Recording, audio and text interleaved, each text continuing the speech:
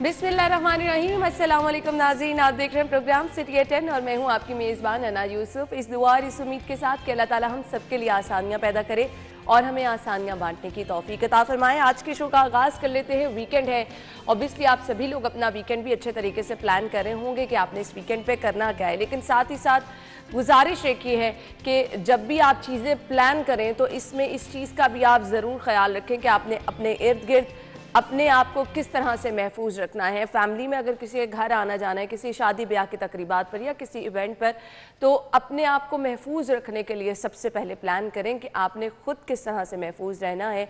मौसम भी अच्छा खासा जो है हम देख रहे हैं चेंज हो रहा है, तो सर्दी की शिद्दत एक बार फिर से महसूस भी की जा रही है। तो सबसे पहले आगाज़ कर लेते हैं मौसम की सूरत हाल से ही।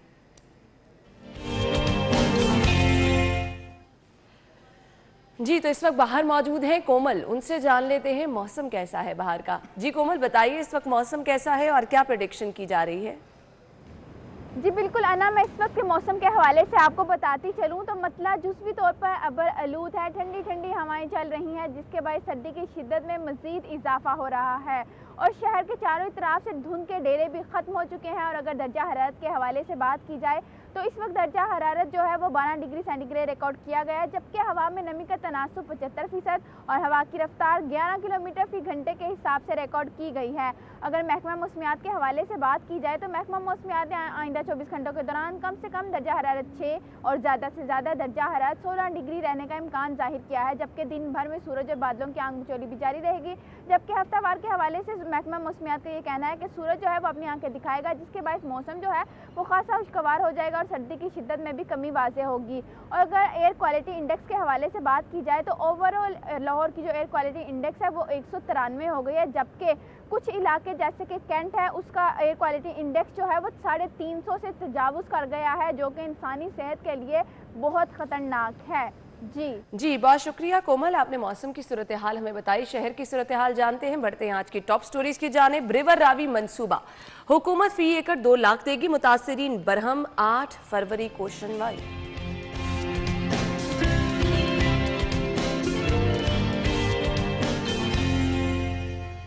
पुलिस को कब्जा माफिया बदमाशों की गिरफ्तारी के लिए 3 हफ्ते का टास्क। कब्जा माफिया बदमाशों और मुख्तलिफ गैंग्स के असलहा लाइसेंस भी मंसूख। महंगाई और गैस लोड शेडिंग के खिलाफ शहरियों का एहतजाज।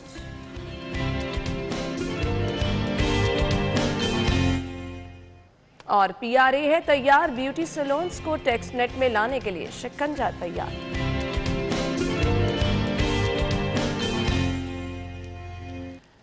जी तो नाज़रीन, खबरें आप जान चुके हैं, इनको डिटेल में डिस्कस कर लेते हैं। स्टूडियो में हमारे साथ हमारे सीनियर रिपोर्टर कज़ाफ़ी भट्ट साहब मौजूद हैं। अस्सलाम वालेकुम भट्ट साहब, क्या हाल चले आपके? शुक्र, आप बताएं। अल्लाह का करम है। भट्ट साहब, आपकी इजाज़त हो तो पहली खबर की तरफ बढ़े। जी तो पहली खबर ये है जी, रिवर रावी मंसूबे के हवाले से हुकूमत फी एकड़ 2 लाख रुपए देगी, मुतासिरीन इस पर बरहम है। 8 फरवरी को सुनवाई होगी। ज़रूरी तो ये है कि आप जो भी प्लान कर रहे हैं, जिनको हम मुतासिरीन कह रहे हैं, अगर उनसे बैठकर बातचीत कर ली जाए, उनके तहफ़्फ़ुज़ात सुन लिए जाएं, तो ये मुतासिरीन कहने का वक्त ही नहीं आएगा। जी भट्ट साहब, देखें, बात पूरे मुल्क की आवाम की नहीं सुनी जा रही है, आप कह रही हैं इनकी सुनी जाएगी। कैसी बातें करती हैं? ये तो दुखती रग छेड़ दिया आपने। वाकई कोई बात नहीं, एक बात नहीं बल्कि कोई बात नहीं सुनी जा रही है। देखे ना, पेट्रोल आप महीने में साहब, ये सारे सवालात मैंने आपसे करने हैं, आप क्यों ये मैंने आपसे करने हैं? आप बीट करते हैं, मैंने ये सारी चीजें आपसे पूछनी है, आप मेरे से पूछी जा रहे हैं। मैं बीट करता हूं, मैंने इसका ठेका तो नहीं लिया। आप उनको उनके जवाब दें। आप बता सकते हैं कि क्या क्या प्रेस कॉन्फ्रेंस होती हैं, तो क्या क्या उनके हुकूमत की प्लानिंग क्या है। आखिर पेट्रोल की कीमत में अगर एक माह में 3 दफा इजाफा हुआ तो क्यों हुआ? बिजली की कीमत में हर महीने 2-2 दफा इजाफा हो रहा है तो क्यों हो रहा है? वो जवाब क्या देते हैं? अब हमने तो आपसे पूछना है। जवाब यूज कोई नहीं है। मैं हफ्ते में 5 दिन प्रेस कॉन्फ्रेंसेस सुनता हूँ मिनिस्टर्स की, और मैं देखे ना, तब्दीली है ना, वो तब्दीली लाना चाह रहे हैं। वो चाह रहे हैं थे गरीब दा मुक मकाओ ही कर दो, ना कोई गरीब होएगा, ना कोई महंगाई होगी, ना कोई पूछने वाला होगा, ना कोई सुनने वाला होगा। लोग कानों से बहरे, आंखों से अंधे हो जाएंगे। किसी को ना सुनाई देगा ना दिखाई देगा, तो वो इस तरह का माहौल चाहते हैं और वो इस तरह का माहौल पैदा हो रहा है। देखिए ना, पहले रिवर रावी पे आप आ जाए। आप ये कह रहे हैं कि जी फी एकड़ 2 लाख रुपया देंगे। कोई पिछले हफ्ते ही प्रेस कॉन्फ्रेंस हुई जिसके अंदर जो इस रिवर रावी प्रोजेक्ट के राशिद अजीज साहब सारा हेड कर रहे हैं, उन्होंने कहा जी कि हाँ, हमने प्लान कर लिया हुआ है, हम उन जमीनों की सिर्फ खरीदारी करेंगे जो सैलाब की जद में आती हैं, यानी कि जो सैलाब आता है तो जो उसके रास्ते में आती हैं। अब यहाँ पे बिल्कुल उलट है कि आप तमाम लोगों को फी एकड़ 2 लाख रुपया दे रहे हैं। इसका क्या मतलब है? और मैं आपको लिख के देने के लिए तैयार हूं, अगर आप अभी कहें मैं लिख के देने के, बल्कि ऑन रिकॉर्ड जा रहे तो अब सारी चीजें मैं ये खरीद लेंगे। इस प्रोजेक्ट के अंदर बड़े बड़े मगरमच्छ नहीं, बल्कि वो मेगलाटॉन कहते हैं, क्या कहते हैं, वो जो बड़ी सी वो मैं गेम भी खेला करता था, मुझे भूल गया नाम उसका, यानी कि जो समंदर की सबसे बड़ी मछली है ना, जो सबको निगल जाती है, इसके अंदर वैसे वैसे मछलियां नहीं बल्कि मगरमच्छ हैं जो इनको निगल जाएंगे और इन बेचारों को पता भी नहीं क्या कर लेंगे, किसके पास सुनवाई लेके बट साहब मुझे सिर्फ ये बताइएगा, इतने सारे मसाइल, इतने सारे लोग जो हैं उनकी हक तलफी होगी, तो फिर ये मंसूबे की आफादियत, अहमियत क्या रह जाती है? ये किसके लिए शुरू किया जा रहा है? ये जो एक तस्वीर बनाने की कोशिश की जा रही है वो असल में है क्या? देखिए, ये जो मंसूबा है बुनियादी तौर पर ये आपके लिए, मेरे लिए, मेराज के लिए, इसके लिए नहीं है, ये किसी के लिए नहीं है, इनमें से किसी के लिए नहीं है। बाहर जो छाबड़ी वाला बैठा हुआ, रेडी लगा के बैठा हुआ, चल मैं थोड़ा सा एडवांस आ जाता हूँ, जो दुकान पर बैठा हुआ, ये उसके लिए भी मंसूबा नहीं है। ये मंसूबा उसके लिए जिसके पास V8 है, जिसके पास अपना तैयारा है, जिसके पास अपनी कोई खरबों रुपए की जायदाद है। ये मंसूबा उसके लिए कि जो बाहर यूके के अंदर, अमेरिका के अंदर, कनाडा के अंदर अरबों खरबों रुपए के फार्म हाउसेस रखता है। ये मंसूबा उनके लिए, ये मंसूबा मेरे लिए, आपके लिए नहीं है। वो खुद कहते हैं, वो कहते हैं कि हम ऐसा ये मंसूबा बनाना चाहते हैं कि लोग अमेरिका ना जाएं, लोग लंदन ना जाएं, लोग यहाँ पर रहें, यहाँ पे उनको इस तरह की सहूलियात दी जाए। तो फिर कौन लोग अमेरिका और लंदन जाते हैं? तो कौन जाते हैं? किनको मैं तो नहीं जाता, आप भी नहीं जाते। वो जो दुकान पे ये छाबड़ी फरोश है, जो यहाँ बाहर होटल चाय पे बैठा हुआ है, वो भी नहीं जाता बेचारा। ये इनको कुछ नहीं, इनकी सुनवाई कहीं नहीं होगी। मैं आपको ऑनेस्टली बता रहा हूँ, कहीं सुनवाई नहीं होगी। ये इनको पैसे देंगे, इन्होंने पैसे लेने होंगे, और भाई जिन्हें लेने ने लवो, पैसे नहीं लेने तो फिर रोंदे ना रहना। बट साहब ये कहा गया डिस्ट्रिक्ट प्राइस असेसमेंट कमेटी ने मुतासिरीन के लिए मंसूबाबंदी कर ली है। मुतासिरीन दुहाइयां दे रहे हैं, वो इनकी बात मानने को तैयार नहीं है, तो ये मंसूबाबंदी क्या अकेले कर ली है कि हमने ये मंसूबा बना लिया? मंसूबाबंदी हमेशा यही करते हैं। देखिए, मंसूबे तो बनाना खत्म है ना इस हुकूमत के ऊपर, जो चीज मर्जी उठा ले मंसूबा बन गया। 2.5 सालों के अंदर सिर्फ मंसूबे ही बने। आप मुझे बताएं कोई ऐसा मंसूबा जो इन्होंने खुद बनाया और उसके ऊपर इंप्लीमेंट किया हो? हाँ, एक नहीं, वो 4-5 मंसूबे थे, लेकिन उसके ऊपर इंप्लीमेंट नहीं हुआ। वो मुर्गी पाल, बकरी पाल, अंडे निकलेंगे, बच्चे निकलेंगे। अच्छा, वैसे वो मंसूबा मान लेना चाहिए था बट साहब, जो हालात रहे हैं ना, तो जिन लोगों ने नहीं माना वो लोग नुकसान देखे ना, अंडे 200 रुपए से ज्यादा मिल रहे। मैं वैसे ना, वो मेरे एक चचा ने मुझे कहा था, और यार तेरे उत्ते ना छत खाली हुई है, ਉੱਥੇ ਨਾ ਇਹ ਫਲਾਂ 골ਡਨ ਮੁਰਗੀਆਂ ਲਿਆ ਕੇ रख लेने, ਉਹਦੇ अंडे भी विकणगे, बच्चे भी विकणगे, वो मुर्गी भी विक जाएगी। मैं सोच रहा हूँ मुझे वाकई वो रख लेना चाहिए था। वो रख लेता तो मैं बताऊं, मैं ना नौकरी कर रहा होता, मेरे पास भी अंडों की रेल पेल होती, मैं भी अंडों में से बच्चे निकालता, बच्चे बड़े होते, फिर मैं उससे बकरी खरीदता। लेकिन वाकई जिन लोगों ने ये प्लानिंग नहीं की, जिन लोगों ने वजीर आजम की तरफ से जो जबरदस्त पेशकश की गई थी वो नहीं मानी, वो नुकसान में रहे हैं। और बार बार वजीर आजम साहब तो कहते हैं आपने घबराना भी नहीं है, जब तमाम हल बता दिया गया आपने उस पर अमल नहीं किया तो ये आपका अपना कसूर है। और अब यहाँ पर सेम इन मुतासिरीन को भी हम यही कहना चाहेंगे कि एहतजाज आपका रंग नहीं लेकर आने वाला, मुतालिबात आपके नहीं माने जाएंगे, अल्टीमेटली आपको इनकी बात माननी पड़ेगी। देखें ना कितने लोग इस वक्त एहतजाज पर हैं। गवर्नर हाउस के बाद स्टूडेंट्स बैठे हुए हैं, उसके अलावा महंगाई के ऊपर भी कोई ना कोई कहीं ना कहीं से आवाज उठ जाती है। कितने एहतजाज हुए हैं। वो एक PDM भी कोई है, वो भी एहतजाज कर रही है, उसका एहतजाज कितना असर कर गया हुकूमत के कानों के ऊपर। अच्छा, बाल सबके सरों के ऊपर है, पर जूं जो है वो जुएं जिनसी है ना, वो उसके अंदर कहीं घुस गई हैं, वो बेचारे उनको एहसास ही नहीं होता। वो अच्छा वो जुएं जो सी है ना वो उनके सरों से उतर के ना आवाम के सरों के अंदर आवाम को परेशान कर रखा है, यहाँ पे उल्टा ही हिसाब हो रहा है, उनका खून चूस रही है, उनकी सही कह रहे हैं, यहाँ पे उल्टा ही हिसाब है। बट साहब हम गुफ्तगू का सिलसिला आगे बढ़ाते हैं। अभी एक अहम खबर है जी बल्दियाती इंतखाबात के हवाले से। जी तो नाज़रीन अहम खबर आपने जान ली, ब्रेक की तरफ जाना है, लेकिन जब वापस आएंगे तो हम डिस्कस करने वाले हैं कि पुलिस को मिल गया है टास्क। पुलिस ने अब जो है कब्जा माफिया और बदमाशों की गिरफ्तारी करनी है, जिसके लिए सिर्फ और सिर्फ 3 हफ्ते का वक्त दे दिया गया। अच्छा खासा वक्त है। इस 3 हफ्ते में देखें पुलिस की कारकर्दगी क्या रहती है, इसको हम डिटेल में डिस्कस करते हैं। ब्रेक के बाद वापस आएंगे, हमारे साथ ही रहिएगा।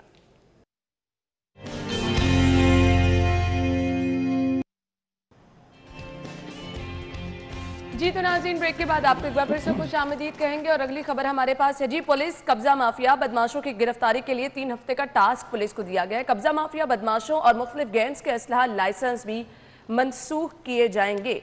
जी भट्ट साहब, पुलिस अपने खिलाफ पूरी कार्रवाई करने लगी है। अच्छा खबर भी मेरी है, इसीलिए मैंने कहा कि आप ज्यादा डिटेल में बता सकते हैं। मैं वो देख नहीं, मैं हैरत में जब ये कल खबर दे रहा था मैं ये सोच रहा था कि पुलिस अपने खिलाफ खुद ही कार्रवाई करेगी, ये कैसे मुमकिन होगा, समझ नहीं लग रही थी मैं, बल्कि मुझे को मिला भी नहीं। मैं उसे समझना चाह रहा था कि भाई पुलिस अपने पेटी भाइयों के खिलाफ कैसे कार्रवाई करेगी।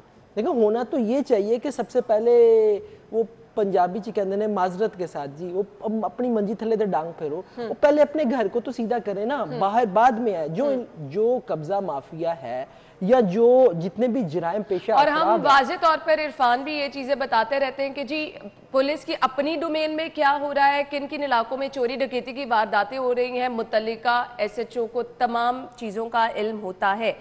तो फिर ये चीजें तो मेरे ख्याल से पुलिस की पहले फिंगर टिप्स पे होंगी। इसके लिए तो 3 हफ्ते का टाइम बहुत ज्यादा है। देखें जो रिपोर्ट प्राइम मिनिस्टर को वफाकी गवर्नमेंट को भिजवाई गई उसके अंदर ये मेंशन है कि फला फला कब्जा ग्रुप है, फला फला जराइम पेशा अफराद है। वो भाई जब आपको मालूम है तो आप मुझे ये बताएं तो उनके खिलाफ कार्रवाई क्यों नहीं हो सकती? बिल्कुल क्यों नहीं हो सकती कार्रवाई? कार्रवाई हो सकती है ना, सकती। लेकिन चूंकि सरपरस्ती उनकी ये खुद कर रहे हैं तो इसे ही होगा। मैं इसके साथ खबर एक रिलेट करूं, मैं पढ़ रहा था, बड़ी जबरदस्त किस्म की। IG पंजाब साहब का स्टेटमेंट है, दौराने ड्यूटी ताकत के बेजा इस्तेमाल का किसी को इख्तियार नहीं। बिल्कुल कैसी जबरदस्त उन्होंने, क्योंकि यानी कि उन्होंने कहा ताकत का इस्तेमाल करें, बेजा इस्तेमाल ना करें। हूं बेजा केड़ा है, बाजा है या पता नहीं की गया है, वो मैंने नहीं समझ लगी। आप ये देखें, आप शरीफ शहरी को गोलियां मार दें, जो आम वाकयात हो गया, पिंडी के अंदर हुआ, लाहौर के अंदर हुआ, ठीक है ना, आपने उनको गिरफ्तार करके उनका चालान पेश कर दिया, क्या होगा? सजा मिलेगी आपके ख्याल में? बिल्कुल नहीं। सानिया साहिवाल जो हुआ, आप मुझे बताएं क्या आज तक उनको सजा मिली? आपने मुकमका करके ये जा वो जा, यानी कि आपने उसके बाद एक बुनियाद रख दी कि किसी भी शरीफ शहरी को खड़ा करके गोली मार दें, उसके बाद फिर देखी जाएगी। माजरत के साथ ये इंसाफ के तकाजे हैं हमारे यहाँ कि किस तरह से इंसाफ जो है वो फराहम किया जा रहा है। अब ये जो कब्जा माफिया है, बदमाश है, मुख्तलिफ गैंगस्टर्स है जिनके आपने असला लाइसेंस मनसूख किए हैं, जो असला इनके नाम पे था, क्या वो बेनामी असला था? सही, आपके पास लिस्ट थी तो आपने मनसूख किया ना, ऐਵੇਂ तो नहीं मनसूख कर दिया आपने। आपको पता नहीं किस मोहल्ले के अंदर कौन सा गैंगस्टर काम कर रहा है, किस मोहल्ले के अंदर कौन सा कब्जा माफिया है, कौन कब्जे कर रहा है, आपको सारा कुछ पता है। खबर का एक अहम हिस्सा और ये है कि वजीर आजम साहब की जानिब से हिदायत ये जारी की गई हैं।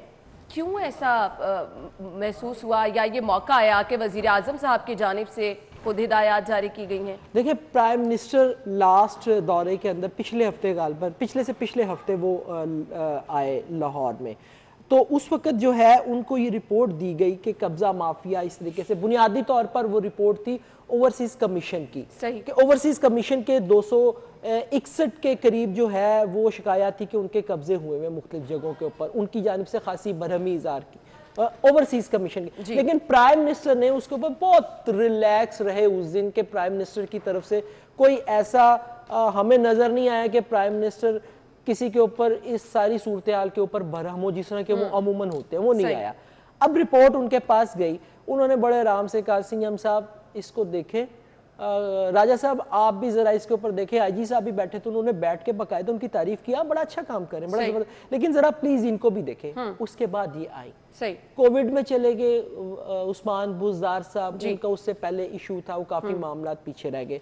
लेकिन आपने आपके पास सारी लिस्ट मौजूद है, अगर आपने ये करना है तो फिर सबसे पहले आपको अपने अंदर सफाई करनी पड़ेगी, जिसका ये बहुत जरूरी है ना। कहा। आपको आगाज करने से पहले अपने इर्द गिर्द देखना है और अपने डिपार्टमेंट में चीजों को ठीक करना है। वो कहते हैं ना, काली भेड़ें जो आपके अपने डिपार्टमेंट में छुपी हैं, जब तक आप उनका एहतसाब नहीं करेंगे तब आप बाहर की चीजों को किस तरह से डेफिनेटली आपके अपने घर के अंदर जो है वो जो काली भेड़ें, आप उनको तो निकाल नहीं रहे हैं। जहाँ जिस मर्जी, मुझे बताएं, स्नैचिंग की वारदातें आम हो रही हैं। आप इरफान को अभी ले लें, कोई बड़ी बात ही नहीं रह गई। स्नैचिंग की वारदात बिल्कुल आम हो गई है, और पता है जिस इलाके के अंदर हो रही है उसके एसएचओ को पता है कि कौन मोटरसाइकिल सवार है जो ये स्नैचिंग कर रहा है, लेकिन उसको नहीं पकड़ना। बिल्कुल आप मुझे बताएं, जब आप नहीं पकड़ेंगे उस एसएचओ को, अच्छा सबसे दिलचस्प बात, मैं कब्जा, ये तो बड़ी चीज हो गई ना, आपने खुद हुक्म जारी किया कि जिस इलाके के अंदर पतंगबाजी होगी उस एसएचओ के खिलाफ मुकदमा दर्ज।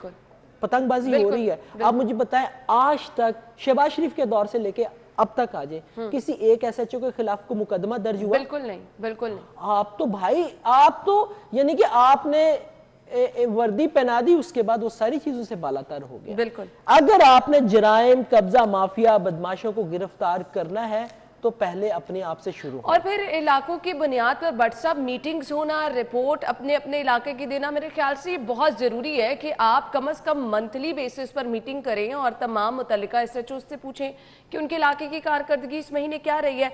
अदरवाइज जो चल रहा है वो वैसे ही चलता जा रहा है और कोई पूछने वाला नहीं। देखें, अच्छे पुलिस ऑफिसर्स भी मौजूद है, मैं ये नहीं कहता कि सारी की सारी पुलिस जो सी है वो ऐसा तो बिल्कुल नहीं है, अच्छे पुलिस ऑफिसर, लेकिन जब आप उनसे बात करें ना, वो कहते हैं यार की करिए, वो पिछो फलाना फोन आ गया सी, वहां पे आके उनके हाथ बन जाते हैं और पता लगता है कि वो किसी बड़े ऑफिसर ने फोन किया होता है। अब वहां पर आप क्या करेंगे जब आपके हाथ बंधे हुए होंगे? मैं तो ये हैरत ज़दा होता हूँ कि यार आपके पास लिस्ट मौजूद है, आपको पता है, फिर आपने कार्रवाई नहीं करनी, फिर महीने बाद एक आपने जारी कर देनी है। वजीर आजम ने एक्शन का हुक्म दे दिया, मेरे जैसे रिपोर्टर ने फिर वो 4 लाइनें बना के फिर खबर दे देनी है अपनी। वजीर आला ने एक्शन का हुक्म दे दिया, भाई एक्शन तो आप कई दिनों से कह रहे हैं, एक्शन होया कि नहीं होया? एक्शन का रिएक्शन कभी नजर नहीं आया हमें। खैर, अब ये वजीर आजम साहब की जानिब से हिदायत जारी की गई हैं, तो बट साहब इसका कोई रिएक्शन नजर आ जाएगा? कुछ हालात ऐसे लग रहे हैं कि ये जो कब्जा माफिया के खिलाफ कार्रवाई का कहा गया है, 3 हफ्ते का टास्क दिया गया है, इन 3 हफ्तों का रिजल्ट मजमूई तौर पर आपको क्या निकलता है? 3 हफ्तों के बाद सेनेट के इलेक्शन आ जाने हैं, उसके बाद की करोगे? यानी आपने बात ही खत्म कर दी, यानी इसका नतीजा कोई नहीं निकलेगा। एक्शन आज देखें, बात ही है, हमने खबर देनी होती है, उन्होंने खबर चलवानी होती है, हमने खबर देनी होती है। हम खबर दे देते हैं, उनकी खबर चल जाती है, उनकी थोड़ी देर के लिए वाह हो जाती है, हम भी पीछे लग जाते हैं। 3 हफ्ते 1 2 3 4 असी भी गिनते रहने हैं। क्या किया जा सकता है फिर? आवाम के लिए ना तो कोई प्लान कर रहा है, ना तो कुछ अच्छा होता नजर आ रहा है। ब्रेक की तरफ नाज़रीन मुझे जाना है, वापस आएंगे तो एक और बहुत बड़ा मसला, महंगाई से तंग लोग एहतजाज पर आ गए हैं। गैस लोड शेडिंग के खिलाफ एहतजाज किया गया, महंगाई के खिलाफ एहतजाज किया गया, और फिर क्या कर सकते हैं, मैक्सिमम हुकूमत के खिलाफ नारे लगा दिए। हालात इससे ठीक होंगे? इस पे बात करते हैं ब्रेक के बाद, हमारे साथ ही रहिएगा।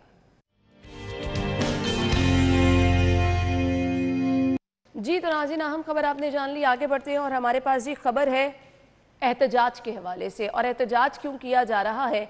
महंगाई से तंग आवाम क्या करे जब हर चीज़ महंगी है, गैस लोड शेडिंग है, मुख्तलिफ इलाकों में यही सूरत हाल है, तो लोग घरों से बाहर निकल आए हैं, एहतजाज कर रहे हैं, इसके अलावा हल कोई नहीं उनको नज़र आ रहा। क्या कहेंगे भट्ट साहब?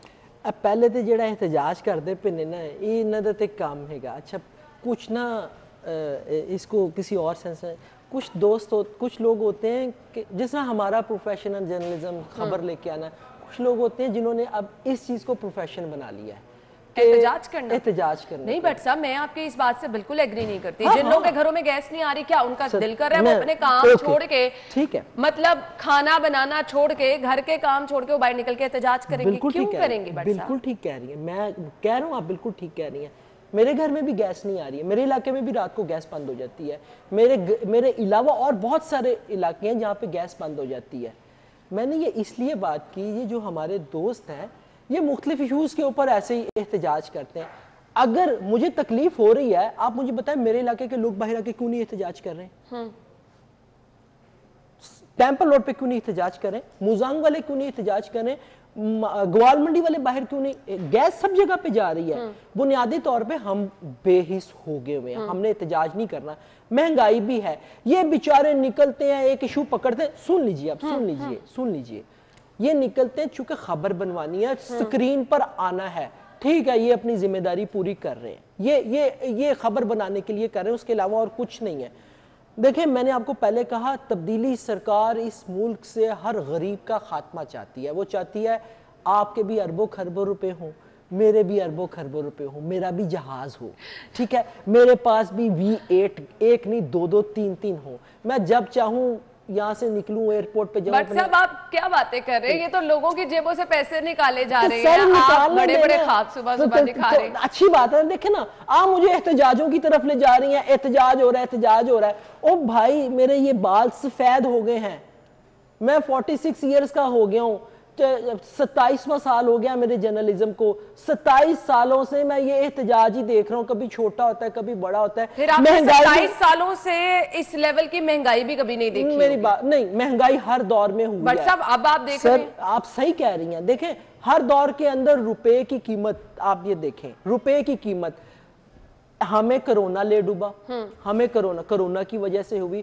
मैं आपको बताऊं, इतनी तकलीफ होती है ना, आप मेरी उस तकलीफ का अंदाजा नहीं लगा सकती। शायद लोग समझें ये मजाक कर है। जब मैं किसी सड़क के ऊपर से रोजाना गुजरता हूं और वहां पे कोई माँ छोटी सी बच्ची को उसके ऊपर चादर दे के साइड पे खड़ी होती है कि मुझे जाते हुए यहां से कोई दे जाए, और वो ऐसे इलाकों में खड़ी होती है जहां पे ये हुक्मरान रहते हैं, बड़े बड़े पैसे वाले रहते हैं, उसको नजर नहीं आता कि ये खातून यहाँ पे अपनी बच्ची के साथ क्यों खड़ी है। प्रोफेशनल लोग भी हैं, लेकिन पता लग जाता है। आप कह रही है महंगाई के खिलाफ एहतजाज, वो भाई महंगाई नहीं है। अगर महंगाई हो तो इस वक्त पूरे का पूरा पाकिस्तान सड़क के ऊपर हो, पूरे का पूरा पाकिस्तान सड़क के ऊपर हो। कोई को मुझे बताएं कहां पे है? पीडीएम वाले क्या कर रहे हैं? पीडीएम वाले सिर्फ अपनी सियासत कर रहे हैं, अवाम की बात कर रहे हैं। कौन अवाम की बात कर रहे हैं? बट साहब अवाम बाहर आ भी जाए, जैसे ही आप लोग ज्यादा बाइट लोगों को फेस करते हैं, हर दूसरे बंदे की जबान पर यही बात है, महंगाई से तंग आ गए हैं, घर चलाना मुश्किल हो गया है।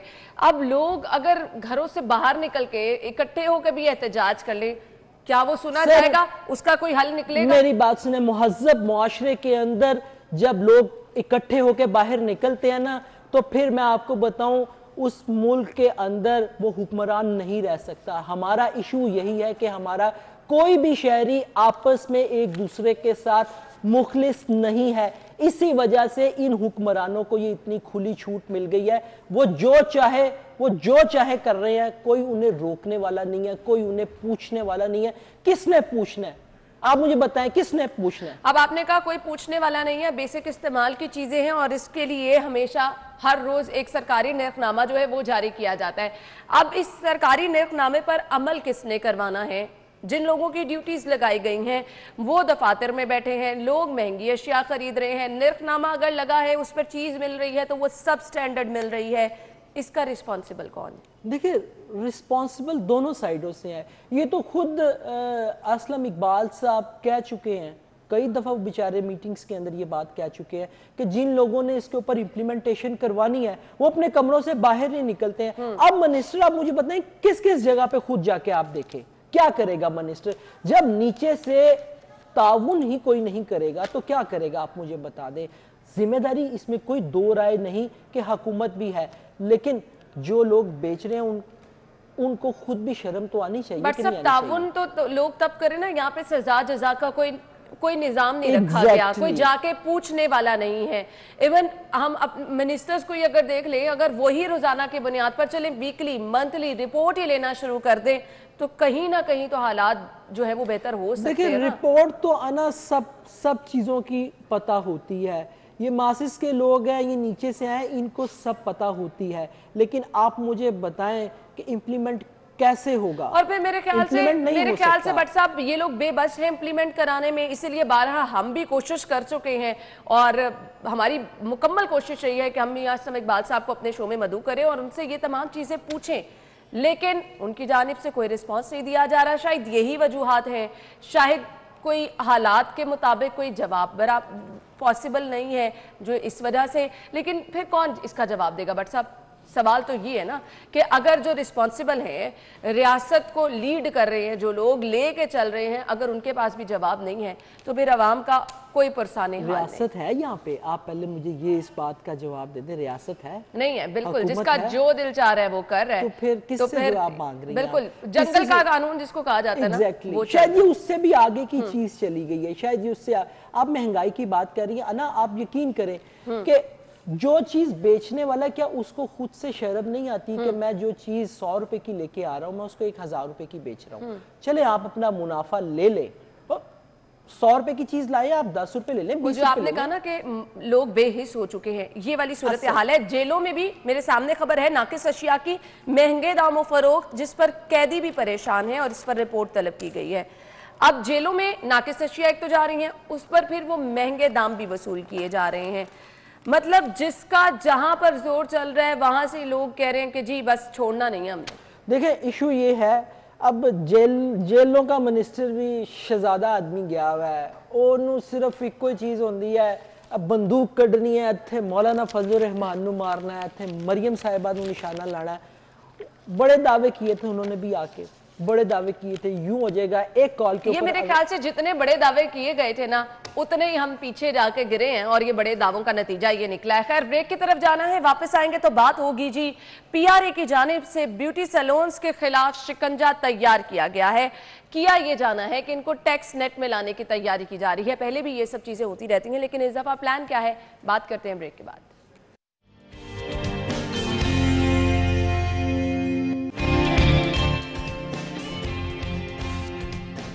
ब्रेक के बाद आपको एक बार फिर से खुश आमदीद कहेंगे और अगली खबर की तरफ चलेंगे। और अगली खबर मैं पहले आपको बता के गई थी, तो भट्ट साहब ने जैसे ही हम ब्रेक पे गए तो कहा कि ये बहुत अच्छा हो रहा है। ऐसा तो नहीं कहना चाहिए था आपको, मर्द हजरात भी ब्यूटी सैलून्स जाते हैं, खाली खवातीन तो जाती नहीं है। भट्ट साहब देखें मेरी बात सुने, वो जो जाते हैं ना, असल में ये हमारा जो कल्चर तब्दील हो गया ना है, जाके तो फिर जुल्फे सवारना, दोनों को बराबर नुकसान होगा ना, दोनों को बराबर नुकसान। बराबर नुकसान नहीं बट साहब खूबसूरत दिखना सबका बहुत अच्छी बात है, लेकिन बंदा जितना सादा होगा उतना खूबसूरत वो लगता है। जो उसकी नेचुरल ब्यूटी है ना, आप ये देखें जहाँ पे जाके माजरत से आप नहीं, आपने कटिंग शटिंग करानी है, थोड़ा सा अपने आप को फ्रेश कटिंग करवाना पड़ता है, जरूरी तो नहीं आप मेकअप कटिंग करवाने से कौन किसी को मना कर रहा है, लेकिन जो उस जगह लेपअप होती होती है ना, उसके बाद पता लगता है असल जड़ा है असल लुक गया घर है बिगड़ी है ना, पता लगता है। यानी कि देखे ना आप रूटीन में, और अच्छा इतने इतने पैसे ले लेते हैं, हमारी जेबें जो उनसी हैं वो खाली। ये थी आपकी दुखती रग जिसकी वजह से आपने कहा कि बंद हो जाना चाहिए। मुझे अब समझ में आ गया बट मुझे अब समझ। इशू ये है कि जो काम 50 रुपए वाला है या जो मेकअप का सामान मेकअप करना चाहिए, खवातीन को बिल्कुल करना चाहिए। मैं इसके हक में अलग गला मैं अपनी बेगम नू करना, तू नहीं करना है। मैं मुझे नहीं अच्छा लगता, मैं इसलिए कह देता हूँ सादा। मुझे वैसे भी खूबसूरत लोगों को कहाँ जरूरत, मुझे अपनी बेगम सादा अच्छी लगती है, बहुत खूबसूरत है मुझे। लेकिन हम आते हैं लाइटर नोट पे बट साहब खबर की तरफ। ये पहले भी किया जाता रहा है, अब नया क्या इसमें हो रहा है? बार बार हम देखते हैं कि इस तरह से कार्रवाइयां की जाती हैं, लेकिन सिर्फ थोड़ी देर के लिए की जाती हैं। अगेन बड़े बड़े ब्यूटी सैलून्स जो हैं उनके खिलाफ कार्रवाई नहीं होती है, तो फिर इस तरह की चीज़ों का फायदा क्या है? उसकी रीज़न ये वो इसलिए कार्रवाई नहीं होती ना कि उसका जो कस्टमर है वो कहीं ना कहीं एफबीआर के अंदर कोई ना कोई होगा, उसके ऑफिसर की जो अहलिया है वो महीने के अंदर कोई 2 या 3 दफ़ा तो ज़रूर जाती होंगी। 100% मैं आपको पूरी यकीन, आप रिजवान साहब से पूछ लीजिए, रिजवान साहब जिस दिन प्रोग्राम में आए ये लिख के रख लें, उनसे पूछिएगा। बिल्कुल ऐसे ही है, इसलिए कार्रवाई नहीं होती। आप यकीन करें कि जो बड़े बड़े सोसाइटीज के अंदर जिन लोगों ने घरों के अंदर बनाए हुए हैं वो कितने पैसे लेते हैं। अगर आप कमा रहे हैं तो फिर आपको हुकूमत को देना बनता है। बिल्कुल ये देखिए, ये हुकूमत का राइट है। टैक्स नेट के अंदर इनको लाना बहुत अच्छी बात है, लेकिन अगर आप वाकई लाना चाहें, ये आज खबर एक लग गई है ना, महीने बाद पूछ लीजिएगा, पता लगेगा वो शिकंजा ही गा सी, शिकंजे दे विचों ना वो शायद पतला होके निकल गया।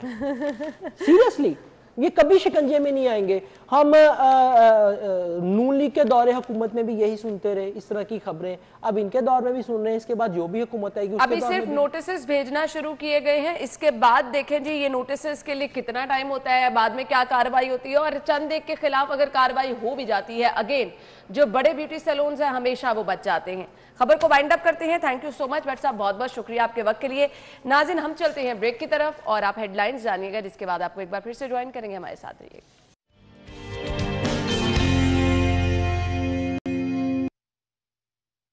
ब्रेक के बाद आपको एक बार फिर से खुशामदीद कहेंगे और प्रोग्राम के इस हिस्से में हम स्पेशली बात करने वाले हैं क्योंकि शादियों का सीज़न है, तो बहुत सारे लोग परेशान हैं कि उन्होंने बुकिंग करानी है, टाइम मैनेजमेंट बहुत ज़्यादा मुश्किल है, और फिर कोविड की वजह से जो SOPs फॉलो किए जा रहे हैं उनको लेकर भी बहुत ज़्यादा परेशानी है।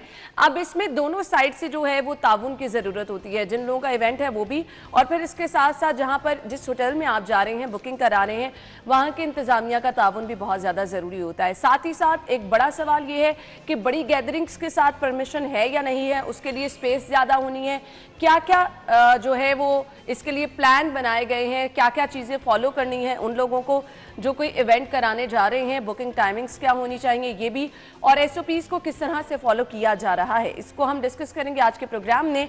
हमारे मेहमान हमारे साथ मौजूद हैं इरशाद बी अंजुम साहब, जो कि डायरेक्टर ऑपरेशन है फ्लैटीज होटल, उन्हें खुशामदीद कहेंगे। अस्सलाम वालेकुम जी। अस्सलाम वालेकुम जी, क्या हाल चाल है आपके? ठीक ठाक, फर्स्ट क्लास। बहुत बहुत शुक्रिया आपके वक्त के लिए। आगाज कर लेते हैं, वेडिंग सीजन है। हाँ जी। और अभी जो हम देख रहे हैं, क्योंकि टाइम मैनेज किया लोगों ने, डेट्स वगैरह फिक्स की हैं, तो अब टाइम मैनेजमेंट उस तरह से थोड़ी मुश्किल हमें नजर आई है।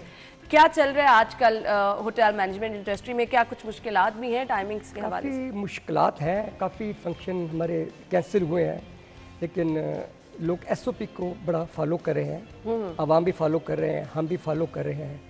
ये तो किसी का दिल नहीं ना चाहता उनका इवेंट खराब हो अच्छे तरीके से। कैंसिलेशन बहुत ज़्यादा आई है, कोई दुल्हन UK में फंस गई है, कोई दूल्हा नहीं आ सका, उनके गेस्ट नहीं आ सके, कैंसिलेशन बहुत ज़्यादा आई है। और मेरे ख्याल में इसका सबसे ज़्यादा जो कोविड का जो असर पड़ा है, सबसे ज़्यादा सेहत पे वो असर बिल्कुल पड़ा आप है। ठीक कह रहे हैं। टूरिज्म बिल्कुल जीरो हो गया, ऑलमोस्ट बंद हो गया। शादी तो वो अपनी जगह है, शादी तो बिल्कुल जिनकी गवर्नमेंट की तरफ से हमें अलाउ किया गया है कि कांट बी मोर देन 300%। सही। तो ठीक है, जो उधर में हमारे कस्टमर्स को फॉलो करें, हम उनको बताते भी हैं। अच्छा, अगर हम स्पेशली बात करें फ्लैटीज की, तो यहाँ तो काफी स्पेशियस जगह बहुत खुली है। हमें अलाउ नहीं है कि हम बैंक्वेट हॉल के अंदर फंक्शन करें। अब जितने भी हम फंक्शन कर रहे हैं, हमने तो शामैना लगाया हुआ है, शामैन के अंदर फंक्शन करते हैं। सही। लेकिन पूरा एयर सर्कुलेशन का हमने अरेंजमेंट किया हुआ है, ठीक है, किसी को कोरोना ना हो। फिर जो भी एंटर होता है हम उनको मास्क प्रोवाइड करते हैं, हैंड सैनिटाइज करते हैं। हम पूरा ख्याल कर रहे हैं कि हमारी कुताही की वजह से कोई ऐसा हादसा ना पेश आ जाए। और जितने भी गेस्ट आ रहे हैं वो भी बड़ा कोऑपरेट कर रहे हैं। लेकिन ये समझे कि शादी 50% कम हो गई है, लोगों ने रिड्यूस बहुत लोग कर दिए हैं, कैंसलेशन बहुत ज़्यादा आई है, उनकी भी मजबूरी है। और अब ये देखें कि एक शादी होती है, उसमें कितनी फैमिली इन्वॉल्व होती है, बिल्कुल ऐसे ही है, और काफ़ी बेरोज़गारी भी इसके साथ शुरू हो गई है। लेकिन माशाल्लाह हमारे जो होटल है, वी आर टेकिंग केयर, माशाल्लाह हमारे अच्छा बिजनेस हो रहा है। ये डिपेंड करता है कि attitude, how you treat your customer. माशाल्लाह got the best team, they are treating my customer very well. हम कस्टमर को जाने नहीं देते, वी वर्क विद बजट, क्योंकि everybody getting very price conscious. बिल्कुल, हमारे वैसे भी जो रेट्स हैं कंपेयर टू मार्केट पर रिजनेबल रेट है। Like we are 5 star hotel, but rates हमने रखे हुए 3 to 4 स्टार होटल, ताकि हर बंदे के बजट के साथ हम काम करें। सही। और SOP फॉलो कर रहे हैं। खासकर रेस्टोरेंट का बिजनेस तो ना होने के बराबर रह गया है, क्योंकि वो कस्टमर जितने भी आते हैं, दे कांट सिट इनसाइड, बिल्कुल, they have to sit outside. बड़ी सख्त सर्दी होती है, जितने मर्जी आप गैस हीटर लगा रहे हैं, यू फील कोल्ड। बिल्कुल, आजकल तो वैसे ही सर्दी बहुत ज़्यादा है, काफ़ी बिजनेस इफेक्ट हो रहा है इसका। और सेहत का जहाँ का तल्लक है वो तो आप भूल जाएं, लोग ट्रैवल करने से बड़े डर रहे हैं। अब आप पीछे जाएँ, अप्रैल 20 में तकरीबन 96 कंट्रीज थी जिन्होंने फ्लाइट्स बंद कर दी हैं, बिल्कुल बंद कर दी हैं। अब ये देख कितनी डेथ हो रही है। अब टोटल तकरीबन 21 लाख से ऊपर फिगर बढ़ गए हैं। सिर्फ अमेरिका में देख लो तकरीबन 4 लाख, मोर देन 4 लाख की डेथ हुई है। नंबर 2 पे ब्राज़ील आ रहा है, नंबर 3 पे इंडिया आ रहा है। तो बाय द ग्रेस ऑलमाइटी अल्लाह, पाकिस्तान में अल्हम्दुलिल्लाह सेफ है, लेकिन कहीं ना कहीं उसके असरात जरूर आ जाते हैं। 11-12 हज़ार की फिगर आ रहे हैं। लेकिन मैं सलूट पेश करूँगा अपने हमारी जो प्रेजेंट गवर्नमेंट को उन्होंने जो लॉकडाउन वगैरह किए हैं, we are taking very precautions. यही वजह है कि पूरी दुनिया में पाकिस्तान में कम रेशो है। एक आवाम भी कोऑपरेट कर रही है, दूसरा we are keeping eyes open, and यही वजह है कि आप बिल्कुल वो भी जैसे कि स्टार्ट में कहा कि दोनों तरफ से ताउन होना बहुत ज़रूरी है। वो लोग जो कि बुकिंग कराना चाह रहे हैं फ्लैटीज़ में, क्या तरीक़ेकार है? ऑनलाइन बुकिंग की अब ऑप्शन भी मौजूद है। मैक्सिमम आपको कितना टाइम रखना चाहिए अपने इवेंट के और बुकिंग के दरमियान? देखिए हमें तो जब कोई लोग आते हैं पहले टेंटेटिव बुक कराते हैं, 3 दिन के अंदर बताते हैं यस और नो में जवाब दें। तो मोस्टली ऑनलाइन नहीं, मोस्टली लोग खुद ही आते हैं, हाल वगैरह देखते हैं, आके मेन्यू डिस्कस करते हैं, फिर डिस्काउंट की बात होती है, काफ़ी लंबी चौड़ी बात होती है, फिर इवेंट उन्हें करवाना होता है, इवेंट मैनेजमेंट इन्वॉल्व होते हैं, डेकोरेशन वगैरह। तो ऑनलाइन बुकिंग बिल्कुल बैंकुट में नहीं होती। You have to be present, you have to come over there, see the banquet hall, कितनी कैपेसिटी है, कैसा सेटअप है, कहाँ स्टेज लगेगा, कौन सा मेन्यू चाहिए आपको, और we are very flexible concerning. यानी आप लोग खुद भी रेफर नहीं करते कि ऑनलाइन बुकिंग कराई जाए, क्योंकि जिसका इवेंट है वो आके अगर तमाम चीज़ें खुद देख ले तो वो ज़्यादा बेहतर होता है। क्योंकि लोग एक्सपेक्ट कर रहे होते कि ये फंक्शन हमारा हाल में हो रहा है, हाल में नहीं हो रहा, ये एक शामियाना में हो रहा है। सही। जो शामियाना उसकी अपनी इन्वायरमेंट है, वो बैंक हॉल की अपनी इन्वायरमेंट है, लेकिन हमने जो शामियाना इतना खूबसूरत सजाया हुआ है, हमने इतनी सी डेकोरेशन की हुई है, लोग ये फील करते हैं कि हम बैंकुट हॉल में आ गए हैं। तो मेरे ख्याल है हमारे शामियाने की वजह से कोई फंक्शन कैंसिल नहीं हुआ, लोग रिड्यूस किए हैं, माशाल्लाह डूइंग वेरी वेल। सही। अच्छा, मुझे जैसे कि आपने बताया कि आउटडोर कर रहे हैं, शामियाने लगाए गए हैं, तो इस पे प्रॉपर वेंटिलेशन जैसा कि एसओपी का हिस्सा बनाई गई थी उसका ख्याल रखा जा रहा है। सेकंड ये पूरी हीटिंग दे रहे हैं, पूरी हीटिंग दे रहे हैं, प्रॉपर जैसे कि कहा गया था स्पेस भी होनी चाहिए, इसके लिए क्या किया गया? पहले एक टेबल पे 10 लोग बैठे थे राउंड टेबल पे, अब एक टेबल पे 6 लोग बैठते हैं। सही। ऐसे एक सोफे के ऊपर 3 लोग बैठते हैं, यानी डिस्टेंस को प्रॉपर मेंटेन किया गया। हमने हर टेबल के ऊपर डिस्टेंस का वो साइन लगाया हुआ है। वी आर एजुकेटिंग पीपल, लेकिन लोगों में भी काफ़ी एजुकेशन आ गई है, दे नो इट। जैसे स्टाफ एंटर होता है, लेडीज एंटर होती हैं, हम उनको बताते हैं कि पहले एसओपी का ख्याल करें, जो चेयर्स हैं उनको जोड़े मत, दूर दूर बैठे, लेकिन लोग कोशिश करते हैं, फिर भी उनको मना करते हैं। जैसे कि अब स्टेज लगा हुआ है, लोग तस्वीरें खिंचवा रहे हैं, कंधे से कंधा मिला के खड़े हो रहे हैं, तो ये एक रिवायत है ना, कल्चर का हिस्सा है, चीजें को आप जैसे मर्जी कर ले, रोकना बहुत ज्यादा मुश्किल हो जाता है। मुश्किल है, लोग कोई माइंड कर जाते हैं कि अंडरस्टैंड कर जाते हैं, लेकिन माशाल्लाह डूइंग वेरी वेल। बिल्कुल ऐसे ही है। शादी निम साहब, स्टाफ के बारे में मैं आपसे जानना चाहूंगी। ऑब्वियसली इसके लिए भी आप लोगों ने कुछ स्पेशल अरेंज कर रखे होंगे, टाइम टू टाइम उनकी टेस्टिंग भी, फिर किस तरह से उन्होंने गेस्ट के साथ जो है वो सर्विंग वगैरह ऑब्वियसली करनी है, एसओपीज वहाँ पर भी फॉलो किए जा रहे होंगे। बिल्कुल ठीक है। हमारा जो स्टाफ है सबका हम कोरोना टेस्ट करवाते हैं, हर 2 या 3 माह के बाद कोरोना टेस्ट होता है उनका। ठीक है। खुदा अल्लाह न करे पॉजिटिव आ जाए, they let them stay home for 1 week 2 week. ऐसे हमारे जो कस्टमर होटल में आते हैं उनको भी, जो चेक इन होते हैं उनको भी मास्क देते हैं, हैंड सैनिटाइज करते हैं, और जब गेस्ट चेकआउट होता है तो उसका कमरा पूरी तौर पे सैनिटाइज करते हैं। यू नेवर नो इस कमरे में कौन ठहर कर गया है। वी डोंट वांट कि हमारी नाहली की वजह से कोई हमारा नेक्स्ट कस्टमर बीमार हो जाए, तो हमारे बड़े प्रिकॉशन लिए हुए हैं। कस्टमर को एस्कोर्ट करते हैं कमरे तक, उनको बताते जाते हैं ब्रेकफास्ट का ये टाइम है, लंच का ये टाइम है, डिनर का ये टाइम है, तो अंदर थोड़ी सर्दी है, जल्दी आ जाइएगा, को बाहर बैठना होगा, अंदर नहीं बैठना होगा। तो पीपल अंडरस्टैंड। हर बंदा एक खौफ में मुब्तला है, खौफ में तारी है, लेकिन पूरी कोशिश करते हैं जो लोग होटल में आ रहे हैं हमको पूरा कंफर्ट दें, उनको भी सुने और अपना भी मैसेज को कन्वे करें। और यही चीज़ है कि फ्लैटीज होटल इस चीज़ को लेकर ही आगे चल रहा है और अपना नाम भी इसी वजह से बरकरार रखा हुआ है। खाने के टेस्ट में कॉम्प्रोमाइज कोई भी इवेंट करवा रहा है वो नहीं करना चाहता, तो फ्लैटीज होटल किस तरह से इस चीज़ को एतमाद को लेकर चल रहा है? देखें, the life line of the hotel is what returning guest. हम अच्छा खाना देंगे, अच्छी सर्विस देंगे, दे विल बैक। बिल्कुल सही। तो बाय द ग्रेस ऑफ मटी अल्लाह इस होटल खुले हुए तकरीबन 6 साल हो गए हैं, माशाल्लाह हर एक के लिप्स के ऊपर फ्लैटी फ्लैटी फ्लैटी है। इसी वजह से हमारी एक ब्रांच मुल्तान में आ गई है, करीम यार खां में आ गई है, 2 हमारे होटल मरी में आ रहे हैं, एक KPK में आ रहा है। ये सिर्फ एक है हमारी एक सर्विस है जिसको लोग अप्रिशिएट कर रहे हैं। और खाना we are giving the best food whatever we can. We got the best chef, foreign qualified है, and he keeping eyes open, क्योंकि customer is the one who gave us the feedback of the food. तो I'm the one of the GM who always on the round. मुझे बड़ा शौक था मैं customer से मिलूं, he should live happily because we want to treat our customer like a king बिल्कुल because he is the one who is paying our salary. बिल्कुल So we have to take care of him. बिल्कुल बिल्कुल, ये बहुत ज़बरदस्त चीज़ है और I must appreciate जिस तरह से आप बता रहे हैं कि खुद कस्टमर्स के साथ आपका मिलना जुलना, ये चीज़ें आप करते हैं, ये बहुत अच्छी चीज़ है और बहुत कम लोग इस तरह से जो है वो अपने कस्टमर्स के साथ भी राब्ते में रहते हैं। मुझे ये बताएगा, हम बात कर रहे हैं वेडिंग सीजन के हवाले से और इसके साथ साथ एक बहुत बड़ी चीज़ जैसे कि आपने जिक्र भी किया कि टूरिज्म बिल्कुल बहुत कम लोग आए होंगे, तो इस दफ़ा तो ऑलमोस्ट बिजनेस जो है वो ये देखें कि कॉर्पोरेट बिजनेस बिल्कुल जीरो हो गया है, लोग ट्रैवलिंग से अदरवाइज हम बहुत देखते हैं यहाँ घबरा रहे मैचेस हैं। हो रहे हैं, इतनी बड़ी तादाद में टीम्स आ रही हैं, रह रही हैं। हाँ जी, आप ये समझे करीबन टूरिज्म ग्लोबली 1.3 ट्रिलियन डॉलर का नुकसान हुआ है ग्लोबली, और जो टूर ऑपरेटर हैं दे एक्सपेक्ट कर रहे हैं नेक्स्ट 9 to 10 मंथ में कम से कम 25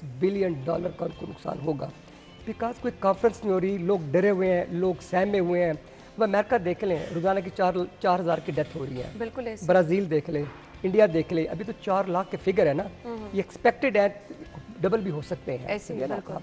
अब जो नए मिस्टर बाइडन हैं जो प्रेसिडेंट अमेरिका में हैं, बड़े प्रिकॉशंस ले रहे हैं, जो भी एंटर होगा टेस्ट करा के एंटर होगा, जो अमेरिका में एंटर होगा वो अपने आप को कहीं अपना 8-10 दिन के लिए अपने आप को एक कमरे में बंद कर लेगा। हाँ जी, तो हर बंदा प्रिकॉशन ले रहा है, लेकिन मैं अपने इमरान खान साहब को सलूट पेश करूंगा जो इन्होंने प्रिकॉशन लिए हैं। मेरे ख्याल यही वजह है कि पूरे पाकिस्तान के अंदर टॉप, इसलिए कि अवाम कॉपरेट कर रही है, गवर्नमेंट करी अवाम भी कॉपरेट कर रही है। रेशियो देखो 11,000 किया और अल्लाह करे कि रिड्यूस हो, क्योंकि यहाँ भी डेली की अब जो आ रही है 40-45-40 डेथ हो रही है, अल्लाह करे कि ये 5-6-7 बिल्कुल बिलाशुबा हम लोग दुआ गो हैं और साथ ही साथ इसमें हम बार बार जिक्र करते हैं हमारी अपनी रिस्पॉन्सिबिलिटीज़ जो हैं वो बहुत ज़्यादा ज़रूरी है, क्योंकि ज़िंदगी का पहिया रोका नहीं जा सकता। आप लोगों ने हर जगह जाना है लेकिन एहतियात के साथ जाना है। कुछ फ्यूचर प्लान्स में आपके जानना चाहूँगी, बहुत ज़्यादा गैप आ गया ऑब्वियसली, जैसा कि आपने भी कहा कि सबसे ज़्यादा मुतासर ही टूरिज़्म और होटल मैनेजमेंट इंडस्ट्री हुई है, तो अब क्योंकि एक चैलेंज भी है और कुछ नया भी करना है, कुछ अच्छा भी करना है, आगे भी बढ़ना है, तो कुछ प्लान्स बनाएंगे? हम एक्सपेक्ट कर रहे हैं, I think will take 3 to 4 month, हालात बिल्कुल ठीक हो जाएंगे। और होटल्स आ रहे हैं, लाहौर में भी 1-2 नए होटल आ रहे हैं, कराची इस्लामाबाद में भी आए, कराची में आ रहे हैं, लेकिन हमारे लोग बिजनेस कम्युनिटी काफ़ी अग्रेसिव है, ये सोच रहे हैं यार 2-3-4 माह की बात है, सब कुछ अल्लाह ठीक हो जाएगा। अब देखिए पाकिस्तान में फ़्लाइट आनी शुरू हो गई है, ब्रिटिश एयरवेज़ भी आ रही है, थाई एयरवेज़ भी आ रही है, हमारी अपनी पीआई की एयरलाइन काफ़ी आ जा रही हैं, तुर्किश एयरलाइन बंद हो गई तो आनी शुरू हो गई है, लेकिन लोग आना जाना शुरू कर रहे हैं। लेकिन हमने जो पाकिस्तान में जो हमारे प्रिकॉशन लिए हुए हैं, एयरपोर्ट के ऊपर प्रिकॉशन लिए हैं, लोग जो जा रहे हैं प्रिकॉशन लिए हैं, वो काफ़ी सपोर्ट कर रहा है। और होटल इंडस्ट्री जो हमारी फोरकास्ट है, इंशाअल्लाह दोबारा जो ये बूम आएगा। सही। अच्छा, वो लोग जो कि स्टे करना चाहते हैं, दूसरे ममालिक से आ रहे हैं, फ्लैटीज़ में वो स्टे करने, उनके लिए क्या कोई स्पेशली इकदाम किए गए हैं, जिस रूम्स वगैरह की क्लीनिंग, ये वो? रूम देखो बात यह है कि हम जैसे कस्टमर हमारा चेक होता है, हम उनको थोड़ा सा ब्रीफ कर देते हैं। सही। उनके आने से पहले पूरे कमरे को सैनिटाइज करते हैं। सही। और फिर उनको फिर मास्क प्रोवाइड उनको बता भी देते हैं कि जब आपने शहर जाना है, जहाँ जाना है, प्लीज मास्क पहन के जाएं, ये कराएं। हम उनको एजुकेट करते रहते हैं और कस्टमर भी एक समय खौफ में तारी होता है, ही आल्सो अंडरस्टैंड एंड हमें इतना ज़्यादा पुश नहीं करना पड़ता। ऑब्वियसली नई जगह पे जाके हर कोई कहता है कि जी हमने केयर करनी है और अपना ज़्यादा कॉर्पोरेट बिजनेस इफेक्ट हुआ है, जो ट्रैवलिंग थी कराची लाहौर कराची इस्लामाबाद। बिल्कुल सही। एक तो बिजनेस बड़ा कम हो रहा है, लोगों के पास बजट नहीं है कॉर्पोरेट मीटिंग कॉर्पोरेट बिजनेस करने का, क्योंकि ऐसे ही बिल्कुल होटल जो हमारे बढ़ते हैं वो कॉर्पोरेट बिजनेस से बढ़ते हैं, कॉन्फ्रेंस हो रही है, सेमिनार हो रहे हैं। फिर दूसरा कि हमारा लोकल टूरिज्म बहुत ज़्यादा है, बिल्कुल अब सही वो कहा। घबराए हुए हैं। देखें मरी कागान नारायण, अभी आप देखें ज़रा 2018-19 के फिर लगा लें, कम से कम 20-25 लाख जो टूरिस्ट था, डोमेस्टिक टूरिस्ट उन इलाकों में जाता था। हर आदमी घबराया हुआ है, डोमेस्टिक टूरिज्म बहुत कम हो गया है। बिल्कुल। बुरबन देखो खाली पड़ा हुआ है, मरी के होटल खाली पड़े, नारायण खाली पड़े हुए हैं, लोगों में एक खौफ सा पैदा हो गया। इंशाल्लाह ताला नेक्स्ट 2-3 मंथ में सब कुछ ठीक हो जाएगा। बिल्कुल दुआ गो हैं कि ये हालात बिल्कुल ठीक हो और ये जो खौफ की फिजा है ये भी खत्म हो जाए। मैसेज क्या देना चाहेंगे देखने वालों को? मेरा सबसे तो यंग जनरेशन को मैसेज यही है कि देयर इज अ वर्ड से ना स्ट्रगल नॉट अवेलत, कोशिश कभी रगा नहीं जाती। अगर कोई भी ऑब्जेक्टिव अचीव करना चाहते हैं, प्लीज़ टेक योर पेरेंट्स, ये बहुत ज़्यादा ज़रूरी है। और जहाँ भी काम करें, काम को एज ए इबादत लें। और अल्लाह मियाँ आपके हर मसले हल करेगा। बिल्कुल आमीन। ये बहुत ज़बरदस्त टिप आपने दिया, थैंक यू सो मच, बहुत बहुत शुक्रिया आपके वक्त के लिए। नाज़रीन हम चलते हैं ब्रेक की तरफ, ब्रेक लेंगे और ब्रेक के बाद आपको शो में एक बार फिर से ज्वाइन करेंगे, हमारे साथ ही रहिएगा।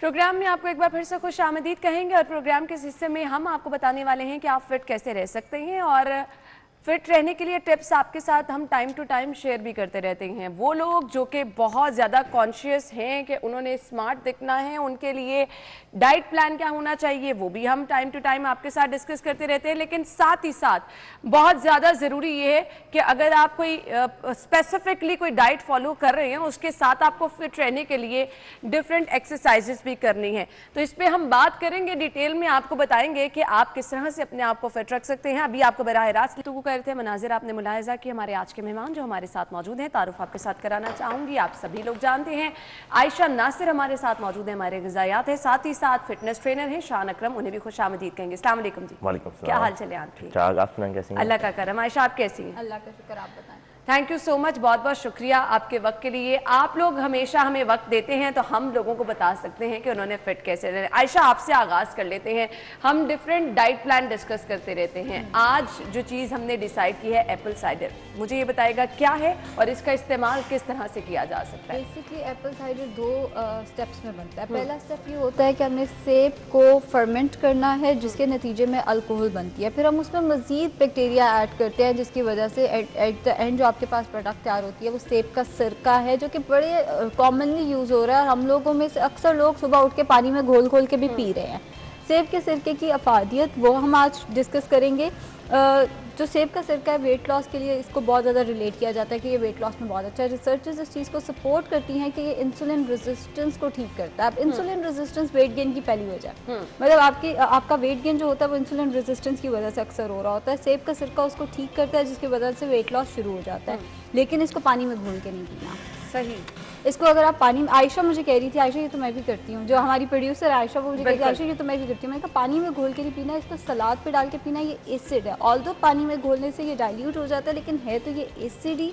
ये मसले मसाइल जो है वो कॉज कर सकता है। इसको सलाद पे डाल के लें ताकि इसका न्यूट्रल सा एक सोल्यूशन बन जाए जो आप फिर इस्तेमाल मैं खुद बहुत सारे लोगों को जानती हूँ जो इसको पानी में इस्तेमाल करते हैं और दिन में 2-3 दफ़ा करते हैं। जलन, सीने की जलन और तेज़ाबियत और ये सारे मसले मसाइल इसके साथ फिर शुरू हो सकते हैं। फर्स्ट चीज़ ये होगी कि इसको पानी में डाल के नहीं लेना। अगर आप इसको हैवी मील के बिल्कुल पहले ले लेते हैं तो ये डाइजेशन को थोड़ा स्लो कर देता है। ये जो हम लाहौरियों को आते हैं ना भटूरे शटूरे खाने की, अगर हम उससे पहले सेब का सिरका ले लेते हैं तो ये डाइजेशन को कुछ हद तक स्लो कर देता है, जिसकी वजह से एनर्जी आहिस्ता आहिस्ता रिलीज़ होती है। एकदम अगर बहुत ज़्यादा एनर्जी रिलीज़ होती है बॉडी उसका फैट बनाती है। अगर आहिस्ता आहिस्ता रिलीज़ होगी तो बॉडी उसको साथ से संभालती रहेगी। इसके अलावा पोटेशियम बहुत कम मिकदार में, लेकिन फिर भी इसके अंदर पोटेशियम मौजूद है जो कि ब्लड प्रेशर को रेगुलेट करने में हेल्प करता है। हमारी हार्ट हेल्थ के लिए बहुत अच्छा है। हम लोगों के तो एप्पल साइडर हमारा तो जीना मरना ही वेट लॉस के साथ है ना। बिल्कुल, तो हम पता चलता है अच्छा इस चीज़ से वेट लॉस हो सकता है तो बस आप उसी को पकड़ लेते हैं। ये पता है इसका बेहतर इस्तेमाल आयशा क्या है वो मैंने ज़रूर आपसे पूछना है, लेकिन शान की तरफ मैं जाना चाहूँगी। शान सबसे पहले मुझे ये बताएगा,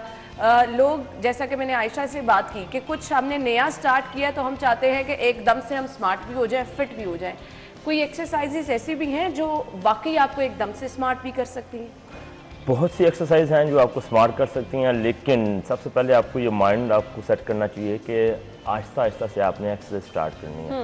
हर एक्सरसाइज आपके लिए हेल्पफुल है, डिपेंड करता है आपका स्टेमिना और स्ट्रेंथ कितना है। सही। लेकिन जब न्यू कमर जब एक्सरसाइज स्टार्ट करेगा ना, उसका स्टेमिना डाउन होगा, उसमें स्ट्रेंथ भी कम होगी। तो लिहाजा एक जिसने फैट लॉस करना है या मसल साइज करना है, उसको पहले अपने माइंड को प्रिपेयर करना चाहिए कि अब उसका स्टेमिना आहिस्ता आहिस्ता डेवलप होगा। उससे पहले वो डाइट पे फोकस करे। सही। तो आहिस्ता आहिस्ता वो फिर इस पे अपना फैट भी लॉस कर पाएगा और मसल साइज भी कर। अच्छा, डाइट फॉलो करते हुए एक्सरसाइजेस साथ कर सकते हैं? अगर आप एक प्रॉपर डाइट प्लान फॉलो कर रहे हैं तो एक्सरसाइजेस में डिफरेंट होती हैं? डिपेंड करता है गोल क्या उनका। ठीक है। उस लिहाज से वो डाइट को फॉर एग्जांपल फैट लॉस है, फैट लॉस में उनको लो कैलोरीज डाइट चाहिए होंगी क्योंकि उनकी बॉडी में फैट ज़्यादा है, तो उस लिहाज से वो एक्सरसाइज उस तरह से करेंगे।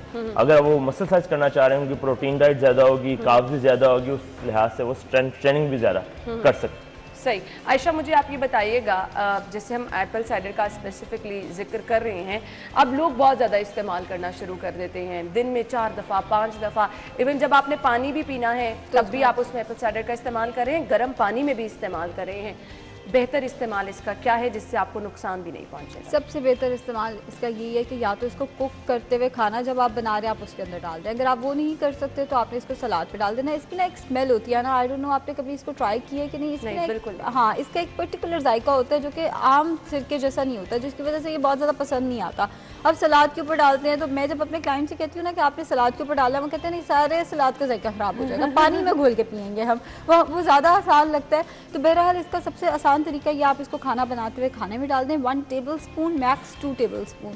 अगर वो नहीं तो आपने इसको सलाद के ऊपर डाल के किसी एक वक्त के खाने के सलाद के ऊपर, मैक्सिमम इसका जो डेली आपका इंटेक होना चाहिए मैक्सिमम 2 टेबल स्पून होना चाहिए। 1 टेबल स्पून तक भी आप इसको रख सकते हैं, इससे ज़्यादा नहीं होना चाहिए। लेकिन ये पानी में घोल घोल के पीना, ये अल्सर की वजह बन सकता है, तेजाबियत की वजह बन सकता है। जिसको पहले से तेजाबियत है उसकी तेजाबियत का मसला और बहुत सारे लोग मैंने देखा है वो बताते हैं कैटेगोरिकली ये चीज़ मेंशन करते हैं कि उनका वेट बहुत कम भी हो गया है। अच्छा, साइंस इस चीज़ को प्रूव करती है, बाकायदा रिसर्चेज हैं ना। हैरत की बात यह है कि हम आज से पहले हमने किताबों में भी यही पढ़ा कि कोई एक चीज़ आपका वजन नहीं कम कराती ओवरऑल। मतलब मैं इधर से जाके मैं ब्राउनीज भी खाऊं, मैं केक्स भी खाऊं और कहूँ एप्पल साइडर पी रही हूँ तो मेरा वजन कम होगा। लेकिन रिसर्चेज इस चीज़ को प्रूव करती हैं कि एक एप्पल साइडर विनेगर एक ऐसी चीज़ है, अगर आप अपना लाइफस्टाइल वही रखें और सिर्फ एप्पल साइडर शुरू कर लेना तो आपका महीने में 1.2 kg तक ऑन एवरेज कम हो जाता है। सही। सो एप्पल साइडर वाकई वजन कम करता है, लेकिन इसका मतलब ये नहीं है कि हमने खाना बहुत ज़्यादा खाते रहना अपने लाइफस्टाइल, फिर तो हम एप्पल साइडर पे डिपेंडेंट हो गए ना, हमने अपना लाइफस्टाइल तो नहीं बदला।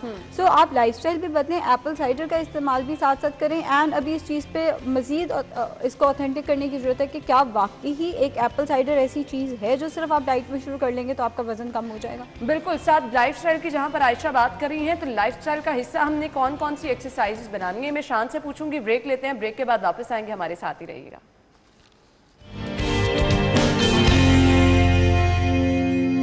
जी तो नाज़रीन, ब्रेक के बाद शो में आपको एक बार फिर से खुश आमदीद कहेंगे। गुफ्तगू का सिलसिला आगे बढ़ाएंगे। शान की तरफ मुझे जाना है। शान ये बताएगा एक्सरसाइजेज लाइफस्टाइल। आयशा ने कहा कि हम बहुत ज़्यादा शौक में आके और एकदम से ये कहना शुरू कर देते हैं अब हमने ये करना है, ये करना है, ये करना है। ज़रूरी कितना है कि ये आपने अपने लाइफस्टाइल का हिस्सा बनानी है और रूटीन बेसिस पे आपको कौन सी एक्सरसाइजेज करनी चाहिए फिट रहने के लिए? जी डिपेंड करता है कि आपकी बॉडी पे फैट रेशो कितनी है। सही। एज मैटर करता है कि क्या एज है आपकी। सपोज करें अगर आप लेडीज हैं और आपका फैट बहुत ज्यादा है, आपने कभी एक्सरसाइज नहीं की, तो सबसे पहले आप कोशिश करें वॉक पे आए। वॉक के बाद अगर आपको जिम ज्वाइन कर सकती हैं तो जिम ज्वाइन कर सकते हैं। अगर आपके पास टाइम नहीं है तो घर में भी बहुत सी एक्सरसाइज कर सकती हैं।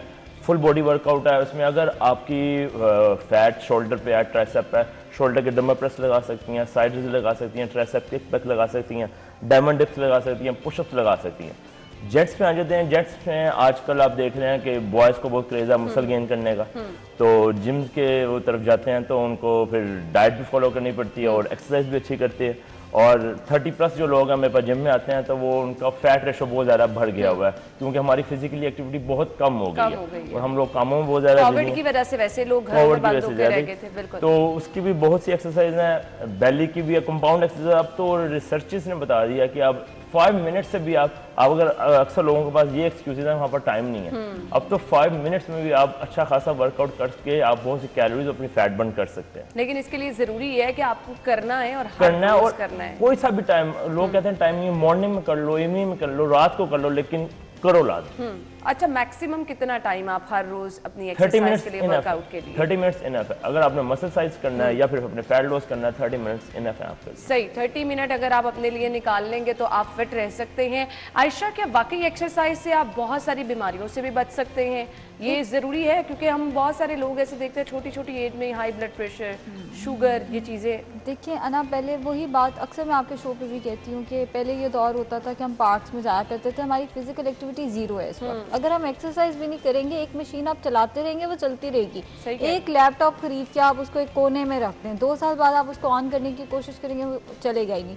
हम जितना खुद को हिलने झुलने की आदत डालेंगे उतना हमारी सेहत के लिए बेहतर है।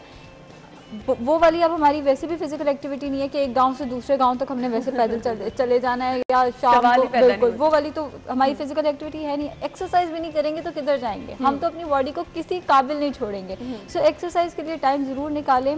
जैसे शान ने भी कहा कि अगर आप एक्सरसाइज नहीं कर सकते एटलीस्ट वॉक ज़रूर करें, मतलब हिलने जुलने की खुद को आदत रखें, वरना आप बेड पे जाए। बिल्कुल ऐसे ही है। अच्छा आयशा, हम एप्पल साइडर की बात कर रहे थे, मुझे ये बताएगा अगर आप ज़रूरत से ज़्यादा इसका इस्तेमाल करते हैं सिर्फ इसलिए कि अच्छा इससे वेट कम हुआ है, मेरे सामने 1-2 मिसालें हैं तो मैंने भी इसका ज़्यादा इस्तेमाल करके वेट अपना कम करने लिया, क्या नुकसान हो सकता है? अना कभी आपने सुना है फलां बंदा डाइटिंग करते करते बेहोश हो गया, वो यही होता है, ये शुगर लेवल को लो करता है। इसका काम है इसने शुगर लेवल को लो करना। आप खा नहीं रहे, इवन अगर आप खा भी रहे हैं और उसके साथ एप्पल साइडर का ज़रूरत से ज़्यादा इस्तेमाल कर रहे हैं, कोलैप्स कर सकते हैं, किसी भी पॉइंट पे कोलैप्स कर सकते हैं, बेहोश होकर गिरे हुए होंगे। सो पहली चीज़ तो यही, आपका एनर्जी लेवल, आपका शुगर लेवल लो कर सकता है, जो कि रिसर्चेज इस चीज़ को मानती हैं। दूसरी चीज़, जैसे मैंने पहले बात की, तेज़ाबियत ये है ही एसिड सारा का सारा। इसको अगर आप ज़रूरत से ज़्यादा इस्तेमाल करेंगे, आपके स्टमक की लाइनिंग सारी की सारी डिस्टर्ब हो जाएगी। अल्सर्स भी इवन ये कॉज कर सकता है अगर आप इसका ज़रूरत से ज़्यादा इस्तेमाल करते हैं। फ़ायदे के बजाय ये नुकसान की तरफ लेकर जाना शुरू कर देगा। जब आपकी शुगर लो होती है, आपका फ़ौरन दिल करता है मीठा खाने का। हमारा पहले यही होता है ना, पता ही इस तरह से चलता है, या चक्कर आना शुरू हो जाते हैं या हमारा मीठे को दिल करना शुरू कर देता है। सो आप इवेंचुअली ज़्यादा खाएंगे। अगर आप बेहोश नहीं भी हो तो आप ज़्यादा खा रहे हैं। आपने फ़ायदे की बजाय आपने खुद का नुकसान करना शुरू कर दिया कि जो मोटापा आप कम कर रहे थे वही आपने ज़्यादा जो है वो खाना शुरू कर दिया। सो इस्तेमाल करें, लेकिन excess of everything is bad. ये तो हम पहले दिन से डिस्कस करते आ रहे हैं। ज़रूरत से ज़्यादा आप जो चीज़ इस्तेमाल करेंगे वो आपको फ़ायदे की बजाय नुकसान देना शुरू कर देगी। इसके अंदर पोटेशियम भी है। अगर पोटेशियम भी ज़रूरत से ज़्यादा बॉडी लेती है तो पोटेशियम सोडियम इम्बैलेंस हो जाता है, जिसकी वजह से मज़ीद कॉम्प्लिकेशंस आ सकती हैं। 2 टेबलस्पून अ डे बहुत है और ये सभी के लिए है। अच्छा, मुझे आयशा से ये भी जानना है कि बहुत सारे ऐसे लोग हैं जो हाई ब्लड प्रेशर, डायबिटीज़ का शिकार हैं, वो इसका इस्तेमाल कर सकते हैं। लेकिन उससे पहले शान से मुझे ये पूछना है, शान ये बताएगा, सिर्फ क्या मोटे लोगों को ही जिम जाने की ज़रूरत होती है, बाकी लोगों को नहीं ज़रूरत, जो कि अच्छे खासे दुबले पतले दिखते हैं, क्या वो घर में आराम से जितना मर्जी खा पी सकते हैं? अगर वो दुबले पतले दिख रहे हैं, अगर वो जिम नहीं जाएंगे और डाइट ज़्यादा लेंगे, कैलोरी ज़्यादा लेंगे, वो भी फिर वो मोटों में कन्वर्ट हो जाएंगे। तो लिहाजा फिटनेस मेंटेन करने के लिए भी जिम या एक्सरसाइज बहुत ज़रूरी है। सही, फिटनेस मेंटेन करने के दूसरा आपकी बॉडी एक्टिव हो जाती है, जो हर टाइम आप कभी यहाँ कभी यहाँ फुल डे। मैं तो कहूँगा तो ये जिस टाइप का आपकी बॉडी, या मोटे हो या फिट हो या आप टीनेज से कन्वर्ट हो रहे हो मैच्योर में, तो आप एक्सरसाइज लाजमी करो। सही, ये बहुत ज़्यादा ज़रूरी है आपकी ज़िंदगी को एक्टिव रखने के लिए। आयशा, मुझे ये बताइएगा, जैसे कि मैंने जिक्र किया कि अब वो लोग जो कि डायबिटीज़, हाई ब्लड प्रेशर, बहुत ज़्यादा यंग एज में भी इस चीज़ का शिकार हैं, वो भी इस्तेमाल कर सकते हैं एप्पल साइडर का? जो डायबिटीज़ के पेशेंट हैं वो तो ज़रूर इसका इस्तेमाल करें, क्योंकि ये शुगर के पेशेंट्स के लिए बाकायदा तौर पे अच्छी है। शुगर में होता कि इंसुलिन रेजिस्टेंस, और पहली बात ये थी कि एप्पल साइडर जो है वो इंसुलिन रेजिस्टेंस पे काम करता है। शुगर के पेशेंट्स इसका इस्तेमाल ज़रूर करें। ब्लड प्रेशर, क्योंकि इसमें मैंने एक बात की कि बहुत ज़्यादा नहीं है, लेकिन इसमें पोटेशियम मौजूद है। पोटेशियम ब्लड प्रेशर को ठीक करता है, उसको मैनेज करता है। तो ब्लड प्रेशर के पेशेंट्स भी इसका ज़रूर इस्तेमाल करें। कोलेस्ट्रॉल के लिए ये बहुत अच्छा है। बाकायदा रिसर्चेज इस चीज़ को सपोर्ट करती हैं कि अगर आप एप्पल साइडर का इस्तेमाल करते हैं तो कोलेस्ट्रॉल लेवल नीचे आना शुरू हो जाता है, आपकी हार्ट हेल्थ जो है वो काफ़ी हद तक बेहतर हो जाती है। सो कोलेस्ट्रॉल के पेशेंट्स इसका ज़रूर इस्तेमाल करें। अना, आजकल एक मॉडर्न डिजीज़ जो आया हुआ है, that is PCOS, polycystic ovaries, जो कि बच्चियों में बहुत ज़्यादा मसला बढ़ता जा रहा है। अब पॉलीसिस्टिक ओवरीज के ये जो सिंड्रोम है, इसके अंदर भी बेसिकली इंसुलिन रेजिस्टेंस हो जाती है। तो जिन बच्चियों का पीरियड्स का मसला है, साइकिल रेगुलर नहीं रहता, वो भी इसका बाकायदगी से इस्तेमाल करें, चीज़ें जो हैं वो इंशाल्लाह बेहतर हो जाएंगी। एंड इस्तेमाल इसका हर कोई कर सकता है, नहीं कर सकता तो तेज़ाबियत। सही, यानी आप ज़रूरत से ज़्यादा इस्तेमाल करेंगे, तेज़ाबियत का जिसको मसला है वो इस्तेमाल नहीं कर सकता, बाकी सारे इसका इस्तेमाल कर सकते हैं। शान, एक बहुत अहम क्वेश्चन पूछना है, स्टीरॉयड का इस्तेमाल बहुत सारे लड़के जो कि जाते हैं वो करते हैं, उनके क्या नुकसान उसका हो सकता है? आपके पास तो ऐसे केसेस आए भी होंगे। जी, आजकल मीडिया का दौर है, हर कोई चाहता है कि मेरे पैक्स बने या मसल ज़्यादा जल्दी गेन हो। तो हमारे पास लोग खुद कहते हैं कि हमें स्टीरॉइड्स हैं, लेकिन हम उनको मना करते हैं कि इनके साइड इफेक्ट्स बहुत ज़्यादा है। अभी तो आपको ले लोगे, अभी आपको फील भी नहीं होगा स्टीरॉइड लेते हुए ना, आपको अभी वो मसल गेन अभी फील हो रहा होगा, पैक्स आपको बनने वो फील हो रहे होंगे, लेकिन एंड पास्ट ऑफ टाइम आपको बहुत से इसके साइड इफेक्ट्स, हार्ट अटैक, पिछले दिनों कोई 2 इयर्स बिफोर कोई डेथ भी हुई है इसकी वजह से। यंगस्टर्स हमारे मरे हैं इन वजह से, स्टीरॉइड्स की वजह से। यही कि हमारे यंगस्टर हैं वो शॉर्टकट करना चाह रहे हैं कि हम जल्दी से अपना मसल डेवलप या अपने पैक्स बनाना चाहते हैं। बिल्कुल ऐसे ही है, तो इन चीज़ों का आगे चल के बहुत ज़्यादा नुकसान होता है, इसलिए बहुत ज़्यादा एहतियात की भी ज़रूरत है। आयशा, एक कमेंट आपका चाहिए स्टीरॉयड पे, फिर मुझे क्लोजिंग की तरफ जाना है। शॉर्टकट कभी भी आपके लिए फ़ायदेमंद नहीं होता। चीज़ों को वो काम करें जो आप पूरी उम्र लेकर चल सकते हैं। अब आप पूरी उम्र स्टीरॉइड्स पे तो नहीं चल सकते। स्टीरॉइड्स के इतने है ना साइड इफ़ेक्ट्स हैं, जब स्टीरॉइड्स इस्तेमाल करके हमारे पास जब तक वो पहुंचते हैं, फिर हम कहते हैं अब मुझे बताएं मैं इससे ज़्यादा आपके साथ क्या कर सकती हूँ। सो स्टीरॉइड्स शॉर्ट टर्म के लिए तो बहुत अच्छा है, बहुत ज़्यादा फ़ायदेमंद भी आपको नज़र आता है। हम बेसिकली आइडियलाइज करते हैं अपने एक्टर्स को कि उन्होंने, लेकिन वो अपना टाइम देते हैं ना। सही। कोई भी एक्टर, आप हैं, आपका माशाल्लाह करियर इस्टेब्लिश हुआ हुआ है, आप रातों रात तो नहीं पहुंच गई, आपने बहुत मेहनत की है। हम मेहनत नहीं करना चाहते, हमने शाहरुख खान बनना है लेकिन एक रात में बनना है। सो बहरहाल चीज़ों को टाइम दे, टाइम लगा के अगर आप मेहनत करेंगे ना, आप नजर भी आएंगे, नजर भी आएंगे और आपकी सेहत भी अच्छी रहेगी, जो कि सबसे ज्यादा जरूरी है, क्योंकि जान है तो जहान है। Thank you so much Ayesha, बहुत बहुत शुक्रिया। शाना, आपके वक्त का भी शुक्रिया। नाज़रीन, हम चलते हैं ब्रेक की तरफ, ब्रेक के बाद आपको ज्वाइन करेंगे, हमारे साथ रहिए। ब्रेक के बाद आपको एक बार फिर से खुशामदीद कहेंगे। प्रोग्राम के इस हिस्से में बताने वाली हूं आपको कि शान के मसालों की असल में शान क्या है। हर घर में वैसे तो शान के मसाले यूज़ किए जाते हैं, लेकिन साथ ही साथ यहां पर यह बताना बहुत ज़रूरी है कि वो लोग जो कि शान के मसालों का इस्तेमाल नहीं कर रहे, अगर मज़ेदार खाना खाना चाहते हैं और ऐसा खाना जिसमें खुशबू भी हो, रंगत भी हो, तो वो शान के मसालों का इस्तेमाल कर सकते हैं, क्योंकि शान ने हमेशा से अपने सारिफिन को दी है प्रीमियम क्वालिटी। अगर आप शान के मसालों का इस्तेमाल कर रहे हैं तो आप हर खाना मज़ेदार बना सकते हैं। बिरयानी, कोरमा या फिर जिसकी भी फरमाइश पर आप कुछ भी स्पेशल बनाने जा रहे हैं, तो शान के मसालों से आपका खाना जो है वो बहुत ज़्यादा मज़ेदार हो जाता है। शान के मसालों के बारे में आप सभी लोग जानते हैं कि मार्केट में हर तरह से मसाले अवेलेबल होते हैं, लेकिन खुले मसाला जात भी जो है पैकेट्स में भी और खुले भी शान के मसाला जो है वो अवेलेबल है, तो आप इस्तेमाल कर सकते हैं, मज़े मज़े के खाने बना सकते हैं। लेकिन अगर आपको मज़े का खाना चाहिए तो ज़रूर आप इस्तेमाल करें शान के मसाले और देखिए फिर कि आपके खानों की रंगत और खुशबू जो है वो किस तरह से अलहदा हो जाती है। तो जी, मसालों के बाद कुछ बात कर लेते हैं सब्जियों की। आज के भाव में जान लेते हैं, मार्केट में हमारे रिपोर्टर मौजूद हैं उनसे कि आज सब्जियां किस रेट पर मिल रही हैं। जी बताइएगा। जीशान की तरफ चलते हैं। जी जीशान, बताइए। जी बिल्कुल, लाहौर में कुछ सब्जियां जो हैं आज के रोज़ महंगी हुई और कुछ सब्जियां सस्ती हुई। आज के रोज़ रेट्स के हवाले से बात की जाए तो वो रेट्स जो सरकारी रेट लिस्ट पे दर्ज होते हैं, मार्केट रेट उनसे मुख्तलिफ होता है।